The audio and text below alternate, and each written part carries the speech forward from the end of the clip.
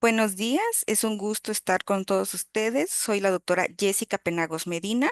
Agradezco nuevamente al comité organizador por esta amable invitación. El tema que daremos el día de hoy es utilidad de la resonancia magnética en pacientes con dolor pélvico enfocado al sistema musculoesquelético.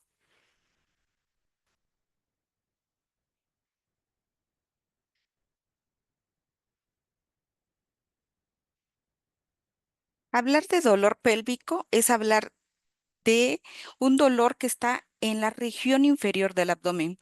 Puede sentirse como pesadez, pinchazos agudos, calambres o incluso presión en la región inferior del abdomen.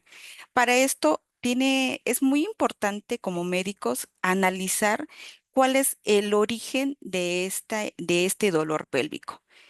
A continuación les voy a poner unas tablas en donde observamos el origen que puede tener este dolor. Puede ser de origen infeccioso, inflamatorio, causas desarrolladas con el desarrollo de tipo neurológicos, viscerales, de tipo neoplásicos, pero también asociados a trauma, ¿sí? Como ven, tenemos dos tablas completitas de las múltiples causas de dolor pélvico, por lo cual en esta ocasión nos enfocaremos al dolor pélvico referido hacia la sínfisis del pubis. Para esto es importante recordar la edad del paciente, la actividad del paciente y hacia dónde es referido el dolor. En este caso nos vamos a enfocar a la pubalgia deportiva.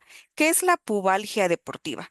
Comprende un espectro de condiciones patológicas originadas por lesiones músculo-tendinosas en la región de la sínfisis púbica que puede causar inestabilidad de la articulación. ¿En quiénes se manifiesta esta patología? Regularmente en pacientes que juegan fútbol, tenis, hockey, atletismo, saltos de altura, béisbol, regularmente en atletas de alto rendimiento. Estas personas practican deportes donde se utiliza una pelota o actividades físicas en donde hacen cambios rápidos de dirección y velocidad. Se va a presentar en más del 30% de los futbolistas y hasta en un 58% van a tener pubalgia. Se va a presentar entre el 2 y el 8% de todas las lesiones deportivas que van a afectar a la ingle. Y hasta el 13% de las lesiones en el fútbol están relacionadas con la ingle. Estos pacientes regularmente van a presentar un dolor en la región anterior del pubis y en la región inguinal. La pubalgia deportiva regularmente se va a manifestar en pacientes jóvenes. Previamente se conocía como hernia del deportista. Actualmente el término hernia del deportista ya no se utiliza. ¿Por qué? Porque se ha comprobado que no es un saco herniario, es una lesión músculo-tendinosa enfocada a la ingle, pero no va a haber un saco herniario, por lo cual el término de hernia deportiva ya no se utiliza. Se va a presentar regularmente en hombres menores de 40 años y el dolor regularmente va a ser unilateral. ¿Puede afectar a las mujeres? Claro que sí puede afectar a las mujeres, pero se va a manifestar en ellas de forma bilateral. ¿Cómo es el dolor que refieren los pacientes? Refieren como un dolor que se va desde la región inguinal hasta el perine. ¿Por qué es tan importante conocer esta patología? Porque estos pacientes tienen dificultad para caminar, para levantarse, para hacer los deportes que regularmente practican. Regularmente son pacientes que han sido tratados, han sido multitratados y que no han llegado al diagnóstico, les han dicho que tienen hernias, les han dicho que tienen desgarros, pero no están enfocados a lo que es la patología en sí, de lo que es la patología del deportista o pubalgia del deportista. ¿Cuál es la fisiopatología de esta patología? Regularmente torsión repetitiva y crónica sobre la sínfisis púbica, durante abducciones intensas del músculo e hiperextensión del tronco. La pubalgia deportiva va a tener o va a enfocarse en tres. cosas básicamente. ¿O qué debemos de buscar intencionadamente en estos pacientes? Debemos de buscar intencionadamente una tendinopatía del músculo recto abdominal y de los aductores, lesiones de la aponeurosis abdominal aductor y la osteitis púbica. Básicamente estamos o nos debemos de enfocar a patología a nivel de la sínfisis del pubis o región anterior de la pelvis. Para esto es muy importante conocer la anatomía de la sínfisis del pubis. Recordemos que la sínfisis del pubis es una articulación anfiartrodial. ¿Qué significa esto? Que tiene pocos movimientos. Está formada por dos huesos púbicos, las superficies articulares de los cuales se muestran recubiertas por un cartílago hialino y va a tener un disco central fibrocartilaginoso, como el que vemos aquí en la región central, que en hombres va a tener un diámetro aproximado de 4 milímetros y en mujeres hasta 6 milímetros, lo que permite que exista una mayor laxitud al momento del parto. ¿Sí? Es importante conocer la anatomía de la sínfisis del pubis.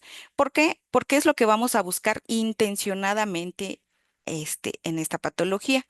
Los ligamentos, el ligamento púbico superior, el ligamento púbico inferior, el ligamento púbico anterior y el posterior.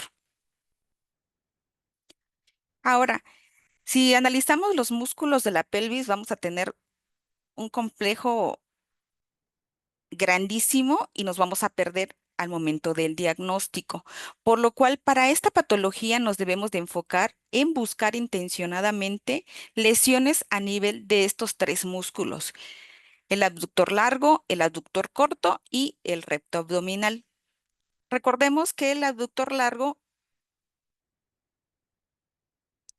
es el músculo más superficial, por lo cual es el que más comúnmente se daña en esta patología. Va a haber lesión del abductor corto. Claro, es el segundo en frecuencia que se daña. Los dos primeros que debemos de buscar intencionadamente es el abductor largo y el recto abdominal. Puede afectarse también el músculo abductor mayor, claro, pero esto es menos frecuente. Como les decía, es importante recordar la anatomía. El abductor largo es el más superficial, es el que vemos hacia aquí arriba, que va a tener su origen a nivel de la sínfisis del pubis y su inserción en la línea áspera del fémur, como vemos en esta imagen. Por debajo del abductor largo vamos a encontrar al abductor corto, que es el segundo en frecuencia que se daña, que igual va a tener su origen a nivel de la sínfisis del pubis y su inserción por arriba del abductor largo, por arriba de la línea áspera del fémur, como vemos acá.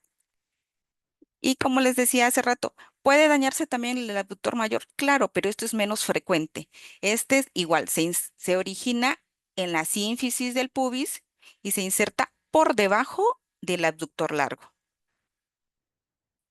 Otro músculo importantísimo en esta patología es el recto abdominal. ¿Qué es importante recordar en este músculo? Que son dos músculos ubicados a los lados de la línea alba. Son planos, son 3 veces más amplios en su porción craneal, formados por dos vientres lateral y medial. ¿Cuál es su origen? Regularmente a nivel de quinto, sexto y séptimo arco costal, con el ligamento costo-sifoidal. ¿Y cuál va a ser su origen? En la región anterosuperior del cuerpo del pubis. La inserción de los vientres muscular y medial, medial y lateral, perdón, al cuerpo del pubis se hace a través de dos láminas aponeuróticas. ¿Cuál es la importancia de saber cuál es la anatomía del músculo recto abdominal? Es que hacia su origen va a ser más amplio, pero si observamos hacia su inserción, va a disminuir de volumen y va a tener una porción más débil, que es donde regularmente se lesionan. Aparte, a nivel de la sínfisis del pubis va a existir una aponeurosis que va a sostener tanto al músculo recto abdominal y al músculo adductor largo. ¿Sí? Regularmente va a haber una aponeurosis que va a cubrir principalmente estos dos músculos.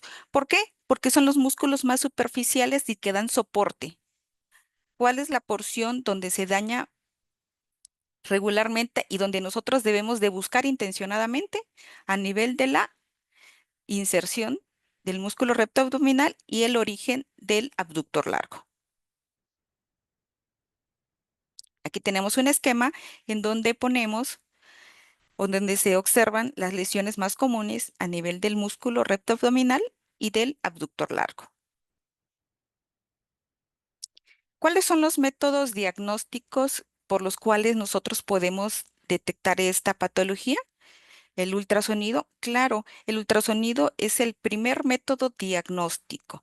Sin embargo, es por eso la importancia de conocer esta patología para buscarlo intencionadamente, porque si no pensamos en esto, regularmente reportamos desgarros, reportamos datos de edema, pero no caracterizamos de forma adecuada esta patología. Aparte de que también debemos de saber y reconocer qué es el método diagnóstico operador dependiente, lo cual lo hace menos sensible para la detección de esta patología. Sí. Otro método diagnóstico es la tomografía. La tomografía es el método ideal para caracterizar la porción ósea. ¿Sí?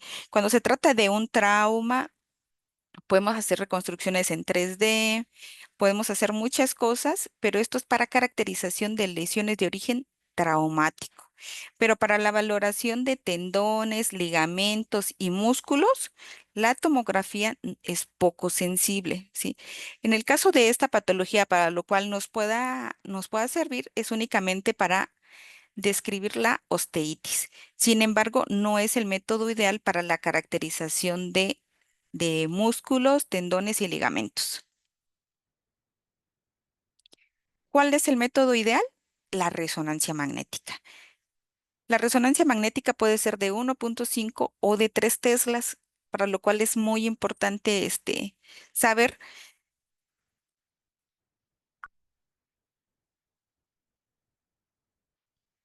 Lo importante acá es dar un buen enfoque a lo que estamos estudiando, ¿no? Es importante conocer esta patología porque al momento de la planeación de la región pélvica, depende de nosotros como médicos radiólogos instruirle al técnico radiólogo sobre la parte que queremos analizar.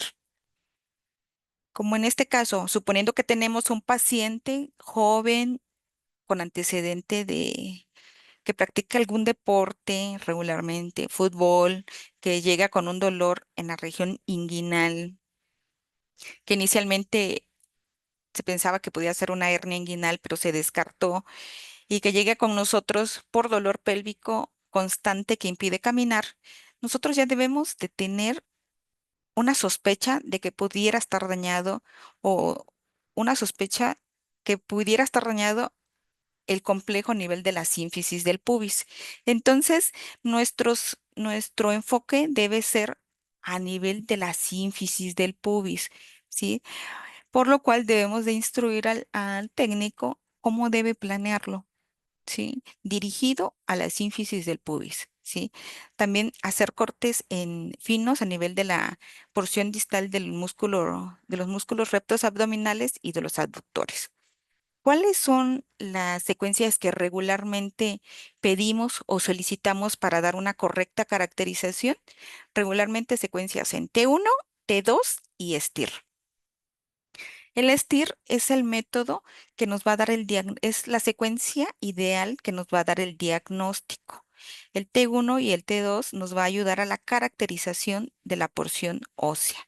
¿Sí? Pero el que más nos va a dar información es STIR, por lo cual nosotros debemos de pedir cortes dirigidos a la sínfisis del pubis en secuencias en T1, T2 y STIR.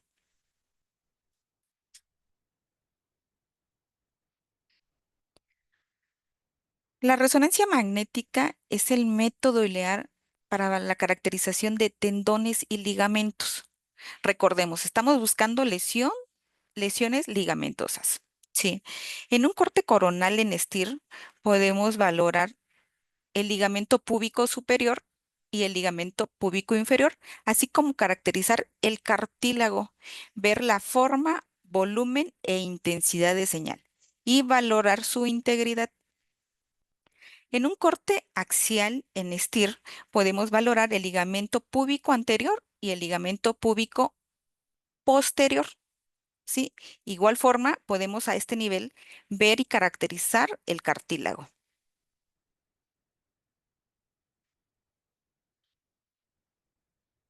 Aquí tenemos otro ejemplo en donde podemos ver en un corte coronal potenciado en STIR la imagen lineal hipointensa que es el ligamento púbico superior.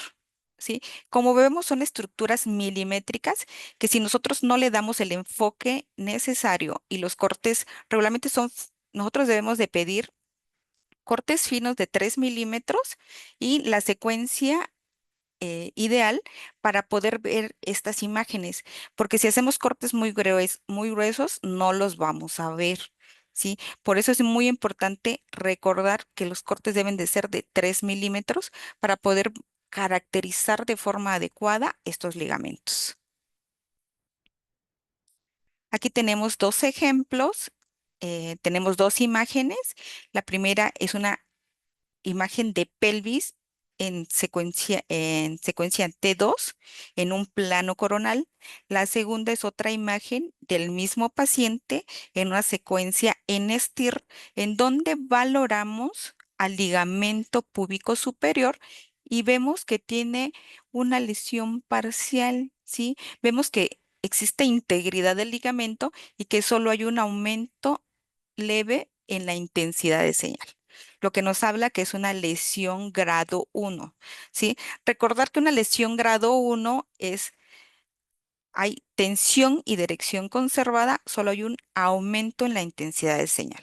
Un grado 2 nos dice que hay una lesión parcial del ligamento y una lesión grado 3 es una lesión completa del ligamento. Aquí tenemos otros ejemplos en secuencias en STIR en donde igual valoramos los ligamentos púbicos, el anterior y el posterior. Aquí estamos viendo que hay lesión completa es otra imagen igual de otro paciente en donde valoramos la lesión a nivel de la sínfisis del pubis en su región anterior y posterior. Aquí son lesiones completas. ¿Sí? Si se dan cuenta, ya no vemos nada del ligamento. Cuando ya no vemos nada del ligamento, ya estamos hablando de una lesión grado 3, hay una ruptura completa. Eh, Otra cosa para lo cual es muy útil la resonancia magnética es para las osteitis. Ahora, es muy importante decir si es una osteitis aguda o una osteitis crónica. Para esto también nos ayuda la resonancia magnética. ¿Cómo lo podemos valorar? Cuando es una osteitis aguda, vamos a encontrar imágenes de forma irregular de baja intensidad de señal a nivel de la sínfisis del pubis. En secuencias en STIR vamos a ver estas imágenes con aumento en la intensidad de señal de forma difusa. Vemos que hay mucho edema, ¿sí? El edema en secuencias en STIR se van a ver blancas, hiperintensas de forma difusa, ¿sí? Igual aquí estamos viendo en un corte en axial del mismo paciente en donde valoramos el incremento en la intensidad de señal a nivel de la sínfisis del pubis, de predominio izquierdo. Aquí tenemos otro ejemplo de otro paciente en donde valoramos los huesos de la sínfisis del pubis y aquí, ¿qué vamos a encontrar? Vamos a encontrar imágenes de forma irregular de baja intensidad de señal a nivel de los huesos del pubis, como estamos viendo en la primera imagen coronal en una secuencia en T1. Tenemos otra imagen coronal en secuencias en STIR y tenemos otra imagen en donde vemos eh, este, que va a existir una zona de esclerosis. Cuando vemos zonas de esclerosis a nivel de la placa o tomografía o de otros métodos de imagen, ya estamos hablando de algo crónico. Sin embargo, en la resonancia magnética, ¿cómo lo vamos a observar? Como imágenes de baja intensidad de señal en T1, hiperintensas en STIR, pero no va a existir tanto edema, ¿sí? Lo que nos traduce de que ya es algo crónico. Ya estamos hablando de una osteitis púbica crónica. ¿Eso qué nos quiere decir? Que este pacientito ya tiene muchísimo tiempo, mínimo 6 meses con esta patología. Aquí tenemos otro ejemplo. Aquí tenemos dos imágenes de resonancia magnética de pelvis potenciadas en STIR, la primera en un plano coronal y la segunda en un plano sagital, en donde observamos la lesión que existe a nivel de la inserción del músculo recto abdominal y lesión grado 2 del abductor largo. Sí, como dijimos, lesión grado 2 es lesión parcial de las fibras musculares. ¿Sí? Como les decía, debemos de buscar intencionadamente. Ahora, si su pregunta es, ¿puede también lesionarse el abductor mayor, el grácil y el pectíneo? Claro, claro que sí se pueden lesionar, pero lo que nosotros como radiólogos debemos de buscar intencionadamente en esta patología y los que más se lesionan es el músculo recto abdominal y el abductor largo. Cuando ya son traumas más severos, vamos a caracterizar tanto la porción ósea, tendinosa, muscular y buscar intencionadamente lesiones que afecten a la fascia.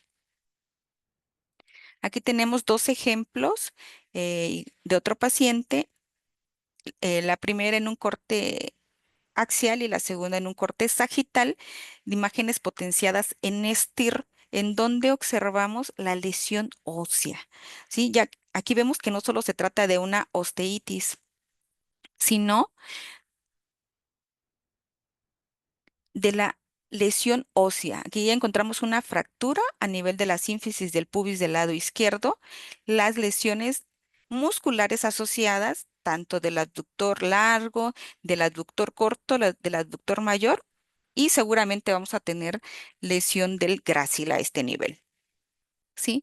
Quiero que vean la afectación que hay hacia la inserción de estos músculos, del origen de estos músculos y veamos la afectación que existe, ¿no? Nosotros podemos con la resonancia magnética decir el grado de lesión muscular y de la afectación ósea y cartilaginosa. Sí, es un método, la verdad, ideal y fantástico para la correcta caracterización muscular. ¿Por qué es importante? Porque de lo que nosotros digamos depende el tratamiento médico o quirúrgico que tengan estos pacientes. Aquí tenemos dos ejemplos de otro paciente con antecedente de un trauma a nivel pélvico. Es un paciente, un jugador. Tenemos dos imágenes potenciadas en STIR coronal, en donde observamos la lesión que existe a nivel de la región del pubis asociadas a lesión de los músculos abductores, pero aquí hay otra cosa importante que quiero que también valoren y que observemos y que caractericemos al momento de buscar intencionadamente esta patología. ¿Qué es este hallazgo? La presencia de líquido. Cuando veamos la presencia de líquido a nivel de la sínfisis del pubis y de los abductores, debemos de buscar, de pensar automáticamente en lesión de la placa aponeurótica. Cuando veamos líquido es casi seguro que hay lesión de la placa aponeurótica y ese dato lo debemos de mencionar y a considerar lesión de placa aponeurótica. ¿Por qué? Porque cuando ya hay líquido, ya hay mayor inestabilidad de la placa aponeurótica y va a haber presencia de líquido a nivel de la sínfisis del pubis. Entonces, quiero que recuerden eso. Líquido a nivel de la sínfisis del pubis, más asociada a lesiones musculares, pensar en lesión de la placa aponeurótica. Aquí tenemos otro ejemplo. Tenemos tres imágenes de resonancia magnética de pelvis, la primera potenciada en STIR, la segunda en T1 y la tercera en STIR, en donde observamos la lesión que existe a nivel de los abductores, de la sínfisis del pubis y la presencia de líquido. Recordemos, líquido a nivel de la sínfisis del pubis, lesión de la fascia. Las lesiones en el caso de pubalgia deportiva puede ser desde muy leve a tener múltiples lesiones de los abductores, de la sínfisis del pubis, incluso del pectíneo. Aquí tenemos este ejemplo en donde vemos igual dos planos, en el primero en un plano coronal y el segundo en axial, en donde vemos la lesión del hueso púbico del lado derecho, la presencia y lesiones de los abductores y líquido, lo que nos traduce que hay una lesión de la fascia paneurótica. Aquí tenemos otro ejemplo de un masculino de 18 años que nos llega por dolor pélvico en región inguinal que se irradia hacia la porción inferior de la pelvis. El paciente tenía antecedente de jugar fútbol frecuentemente y llega por dolor e incapacidad para caminar. ¿Qué observamos? Incremento en la intensidad de forma difusa de los huesos del pubis asociadas a lesiones musculares de los aductores. Aquí vemos el incremento en la intensidad de señal, así como así como un aumento en la intensidad de señal en el nivel del cartílago. Es una secuencia en STIR, en un plano axial, el que los decía es la secuencia ideal para valorar esta patología. ¿Cuáles son los diagnósticos diferenciales? Antes se confundía, le digo antes porque ahorita ya no se debe de confundir con una hernia inguinal. Recordemos que esto es una lesión músculo-tendinosa, no hay un saco herniario como tal. Si existe un saco herniario, hay que sospechar de una hernia inguinal y eso es muy fácil detectarlo con el ultrasonido.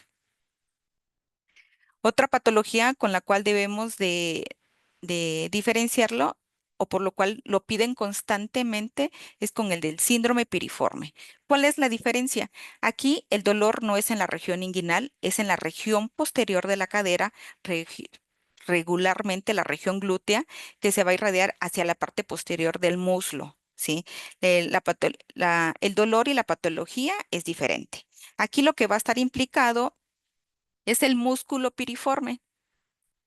El músculo piriforme debemos de buscar intencionadamente, regularmente se debe de comparar de forma simétrica.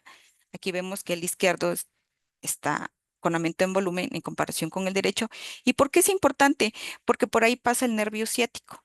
¿Sí? Entonces, cuando existe un proceso inflamatorio, causa efecto de volumen sobre el nervio ciático y va a condicionar dolor a este nivel. ¿Para qué otra cosa nos sirve la resonancia magnética? Para descartar otras patologías, no solamente musculares. A veces nos hemos encontrado tumores o afectación por endometriosis, sobre todo en mujeres jóvenes con dolor pélvico crónico. También debemos de hacer un diagnóstico diferencial con una patología de origen traumático, ¿no? Cuando tiene un antecedente de una caída en moto o de un accidente automovilístico, pero en este caso ya sería algo de origen traumático. Otro diagnóstico diferencial es con artritis séptica, pero aquí vamos a encontrar otros hallazgos. Va a haber remodelación y destrucción ósea asociada a un aumento difuso de todas las estructuras musculares, no solamente de las que hemos mencionado, sino que aquí van a estar afectados todos los músculos de la región pélvica o donde esté afectando, en este caso, la infección.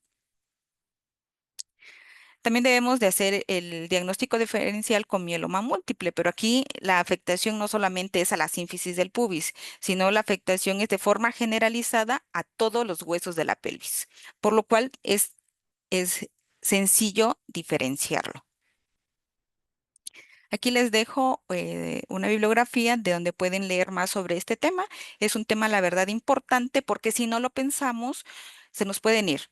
y es una patología frecuente en pacientes deportistas, pacientes jóvenes menores de 40 años, tanto en hombres como mujeres, que tienen dolor en la región inguinal y en la región anterior de la sínfisis del pubis y que han sido tratados por otras causas y que no le han dado al diagnóstico. Es por eso la importancia de conocer y de saber cómo describir y de diagnosticar esta patología. Es un gusto haber estado el día de hoy con ustedes. Agradezco al comité organizador y que tengan un excelente día. Gracias.